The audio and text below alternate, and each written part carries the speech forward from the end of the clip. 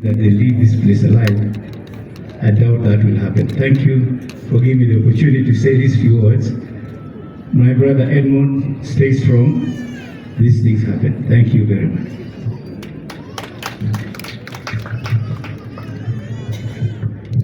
Thank you, Wilfred. Let me take this opportunity to welcome everybody here and to thank all those who stood with us during Winnie's very painful journey as a cancer patient. I also want to thank citizen of the Royal Media Services, because you know, when we decided to take Winnie abroad for specialized treatment, we didn't have much money as a family. So Winnie told us, don't worry, the dad and mom, our friends all over, I'll make an appeal and we'll be assisted. So Winnie prepared a video and she sent it out.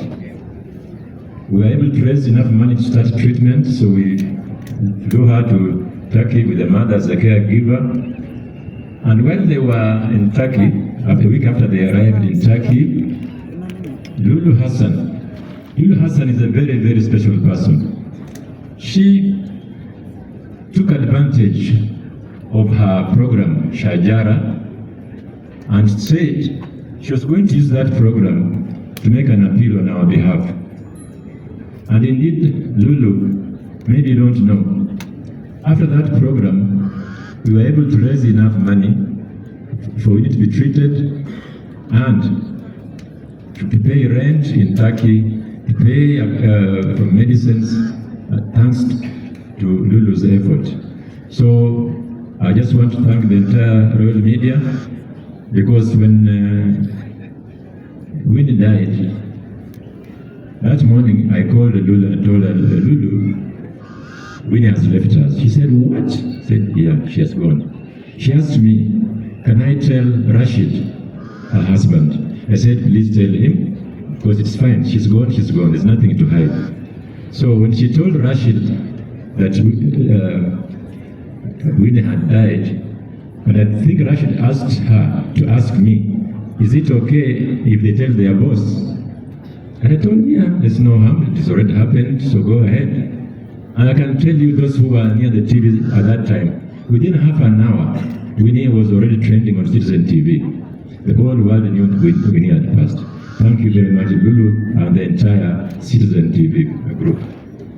I also want to thank Winnie's friends all over the place. When Winnie made her final appeal this second time around, people were sending in 1 shilling, 2 shillings. They called it Haba na Haba. Through that Haba na Haba, we were again able, plus what we had as a family, to take Winnie back to Turkey. But she was never to come back alive. Her mother has already said much about Winnie, but Winnie was a very special person. I have never seen a human being so talented like Winnie. Winnie was a tailor. I didn't know that she was a tailor, she should make dresses. But when they formed that band, Jukwa, the band, they used to wear 1 uniform per day. So they'd come back, Vicky and Julie come back at night from their gig, and Winnie had a sewing machine. So the whole night, her bedroom was next to ours. We couldn't sleep because the machine was running. She was making dresses for all the 3 of them. When we would leave to go to work, they are sleeping. When they come in the evening, they have gone to work. They come back again, tomorrow they are going to wear another dress. The machine is again running. So I asked Winnie, where did you learn to make dresses? She said, don't worry, I went to school. So that's one talent Winnie had. Yeah, stop, Winnie was a furniture maker. Very few women, even if they have that knowledge, would do what Winnie used to do with her own hands. She would make very beautiful beds. The bed on which I sleep in Mombasa was made for me by Winnie, using her own hands. The dining table that I use was made by Winnie, and many other things. When she came back from Turkey the first time, she told her mother, I've seen your shop, it's very bare and it looks very disorganized. I'm going to arrange it. She told me she's going to make something called a floating what? Floating shelves. That's what do you mean floating shelves? She said, Daddy, you just hang on, you see. And indeed, when you went to town, she bought a drill and an electric saw. And within 2 days, she had made some very, very beautiful shelves in the shop. Winnie was a cake maker, a baker. She would make very beautiful cakes. I'm going to miss my fruit cake because she told me that you don't need to eat cakes made with the sugar. I'll make one using a fruit and it will taste exactly like the one mixed with sugar.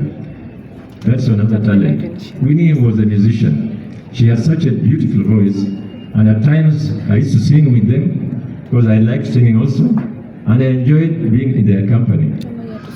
Winnie was also an actress.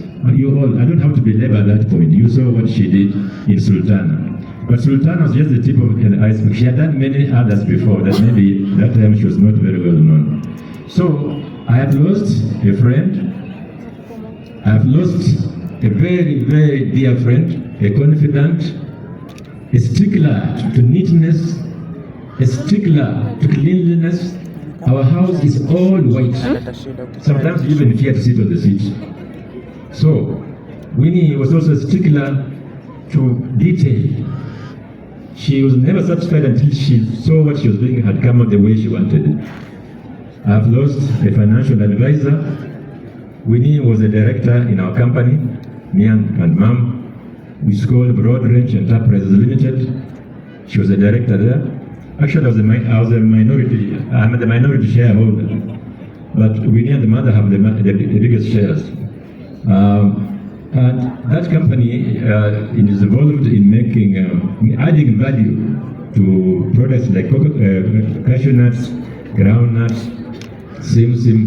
It's based in Mombasa, and it's doing very well thanks to Winnie's advice. Winnie pushed me to do things I could not do, but because she's a kid to me and she's advising me, I took her advice very seriously. And when I did that, I succeeded in whatever I was doing. Winnie, before she passed, she had told me that you are driving a very old car. Why did you sell it and buy another one? I said, Winnie, if I sell this car, the money I'll get will not be able to buy a new car. I said, don't worry, then hang on it a bit. Let me make some money, I'll buy a new car. So that was the deal we had struck. I missed that car. Winnie told me that you are struggling to build your house in Mumias, but we have property in Kilifi. Don't worry, I'm going to put up a holiday home for you in Kilifi, so that you can be, when you retire, you can be alternating.